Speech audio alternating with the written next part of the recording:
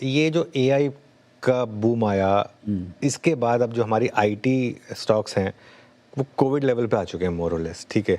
तो अभी यहाँ पर एज अ सेक्टर यहाँ पर वैल्यू बेट है या फिर वैल्यू ट्रैप है इस समय आईटी में? मतलब आपका व्यू क्या है इस समय?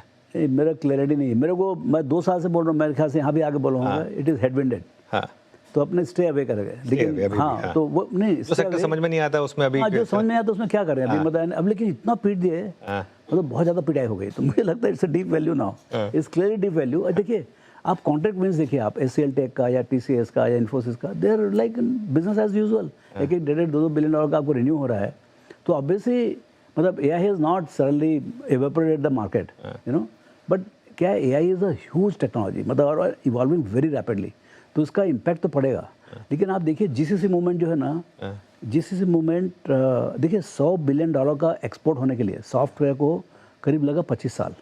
95 में 200 मिलियन था, 200 मिलियन से 100 बिलियन का सॉफ्टवेयर एक्सपोर्ट करने के लिए हमको मेरे ख्याल 100 बिलियन का एक्सपोर्ट हुआ होगा 2015-2017 के आसपास।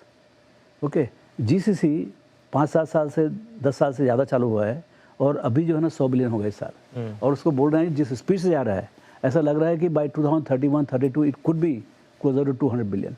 तो जो कंबाइंड जो मतलब जो जॉब क्रिएशन हो रहा है यहाँ पर समझ लीजिए 3.5-4 मिलियन है, 5 मिलियन होगा सॉफ्टवेयर में, तो यहाँ पर 2.5 मिलियन तो ऑलरेडी हो गए। कहाँ पर? जीसीसी में। अच्छा, जीसीसी में payments are better because you are directly working for the clients. यहाँ पर तो इंटरमीडिएट है ना, इन्फोसिस टीसीएस, वहाँ पर तो डायरेक्ट क्लाइंट्स के लिए काम कर रहे हैं। तो ये जो at a country level the boom is as big. Okay okay, boom is on actually, एक नई opportunity at a country level. हाँ, जो सॉफ्टवेयर के थ्रू एम्प्लॉयमेंट होता है दैट अभी अभी आज ही देखिए पेपर में पढ़िए आप, 45 मिलियन का फर्स्ट हाफ में लीजिंग हुआ है इंडिया में, उसमें से 50% इज फॉर जीसीसीज। तो आप समझ लीजिए पूरे साल का कितना होगा, 90 मिलियन। मेरे ख्याल से वर्ल्ड का लार्जेस्ट कॉमर्शियल लीजिंग होगा। तो ये जो बूम हो रहा है इससे देखिए रियल इकोनॉमी किससे इम्पैक्ट पड़ता है।